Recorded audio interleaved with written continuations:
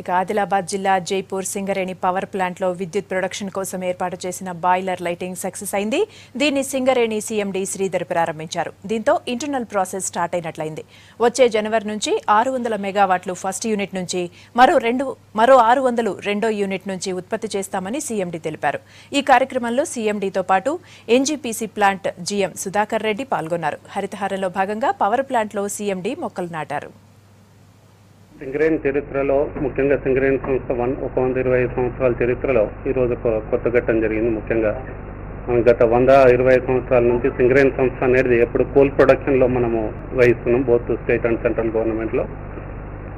First main ఘట్టం ఏదైతే ఉందో బాయిలర్ లైటప్ అనేది మనకున్నటువంటి 2 యూనిట్లలో ఫస్ట్ యూనిట్ 600 మెగావాట్స్ది బాయిలర్ లైటప్ ఈరోజు చేయడం జరిగింది.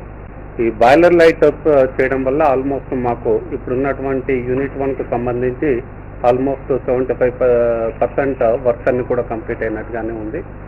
ఇప్పుడు మీ అందరికి తెలిసిందే తెలంగాణలో మనకు ఈ పవర్ షార్టేజ్ అనేది ఎక్కువగా ఉంది. పవర్ షార్టేజ్ను నెక్స్ట్ 2-3 ఇయర్స్లో పవర్ సర్ప్లస్ కింద మార్చాలనే ఉద్దేశంతో సీఎం గారు అన్ని ప్లాంట్స్ కూడా చేయడం జరిగింది. ముఖ్యంగా టీజెన్కో అదేవిధంగా సింగరేణి తరఫున మనకున్న పవర్ ప్లాంట్స్ అన్ని కూడా ఇన్ టైంలో కంప్లీట్ చేయాల్సినటువంటి బాధ్యత వారు 2 సార్లు పర్సనల్గా ఇక్కడికి వచ్చి చెప్పడం జరిగింది.